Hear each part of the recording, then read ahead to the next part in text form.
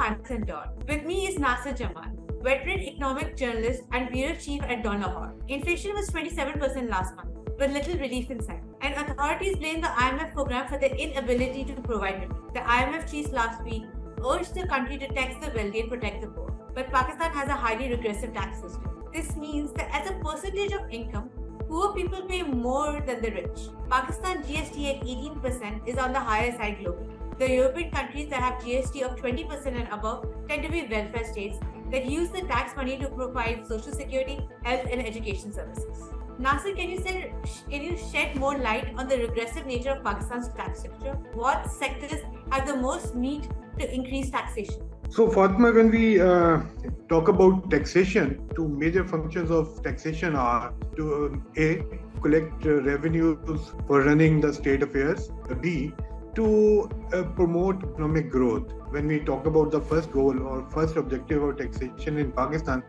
we see that our tax revenues always lag far behind our expenditure. I mean, that is because we do not have a very broad base of taxpayers. Our taxpayers, individuals and businesses included, their number is like 4.2 million.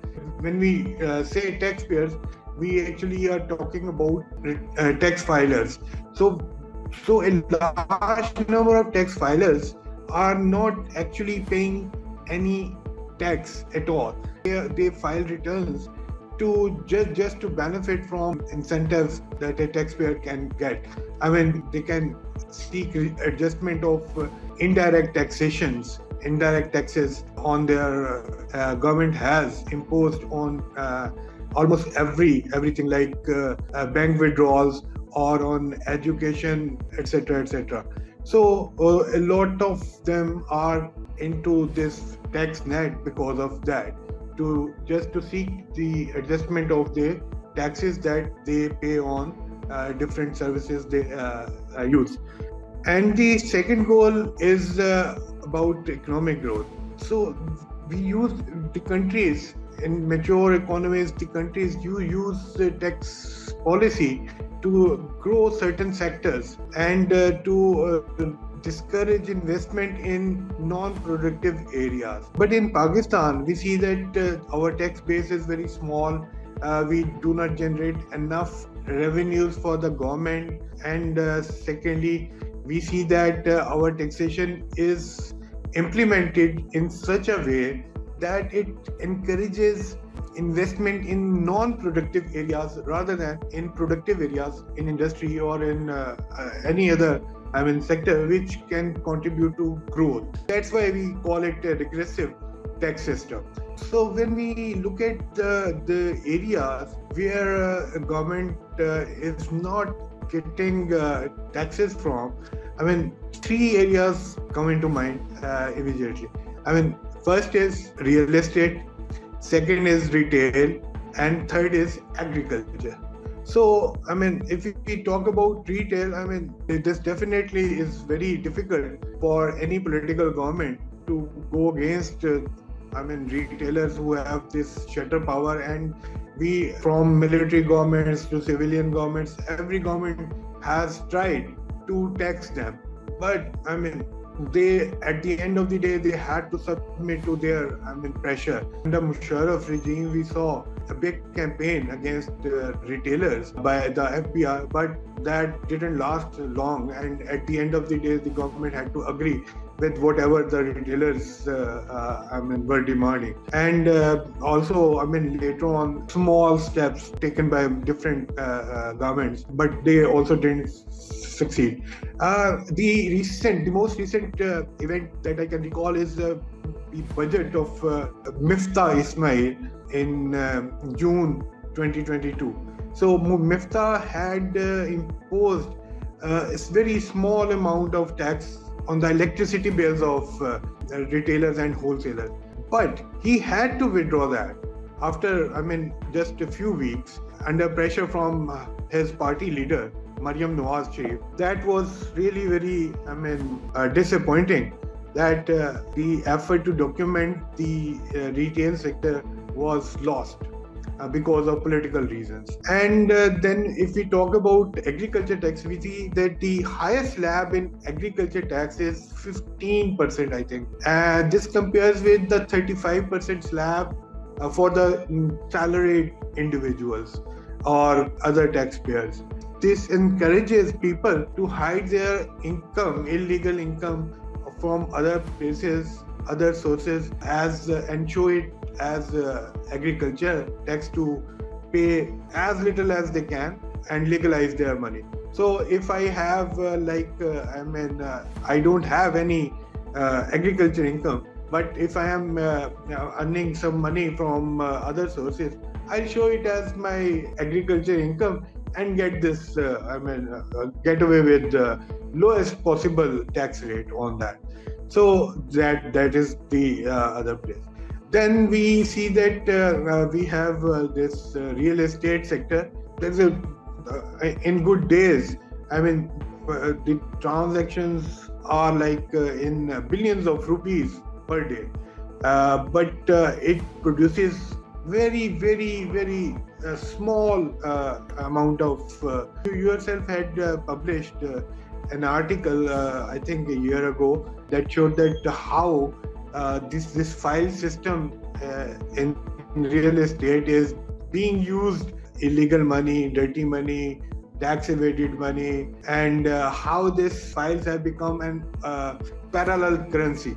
So you see that these things, when you don't tax the areas where which are producing nothing, real estate is producing nothing. This retail is actually generating no revenue for the government. When the government needs tax, it always chooses the captive taxpayers like salaried people and the organized sector, businesses in the organized sector, especially industry. This slows down their growth, and this discourages investment in industry and in other productive sectors. So that's why we call it, we say that our taxation system is regressive rather than progressive and pro-growth. One other reason that our tax collection is so low is because of the prevalence of the informal economy. If the government does not know that the informal sector exists, in the sense that if it's not documented, it cannot tax it. So a lot of industry experts like Shabbar Zaidi have been pushing forward the idea of demonetization. Take out rupees 5,000 note from circulation, so that more online transactions, people are forced to make online transactions, and that way the industry can be documented. In the past, India had a very unsuccessful experiment with demonetization. So what are your thoughts? Can demonetization, that is taking the 5,000 rupee out of circulation, help the economy increase taxes? It's good to have smaller currency bills. Of course, if you have this 5,000 note, you can put more money in less space, and it becomes easier for people to carry that. But I don't think that demonetization, the way Shabbar Zaidi Saab is talking about demonetization or the withdrawal of the 5,000 note from the market, will help. Ours is largely a cash economy. The cash in circulation is like 8.5 trillion rupees. That is a very big amount. And then we also have cash in the form of, as we just discussed, in the form of files of plots and etc. etc. So that is also, personally, I do not know what is that size of that investment in files, but that is still, I think it's a very, very, very big amount, should be. So the cash economy, when we talk about demonetization, we are actually talking about controlling cash economy. But I don't think that it is easy for us to control cash economy without digitization of or documentation of the economy. So I think that this will not help much. But what the government or what the policy makers need to do is that they should make it impossible for people to spend their dirty money. If I go to a bank and I want to open an account, I should be able to provide source of my income to the banks. Otherwise, they should not allow me to open that account. What the government needs to do is that if I go and I buy a plot of land, and the government should ask me, where did this money come from? If I go and buy a car, the car maker should be made responsible to check that this money that I am spending to buy that car from them, it is legal or not. I should be able to provide the source of money to them. For example, I can give my tax returns or whatever. I tell you that FBR knows who is spending what.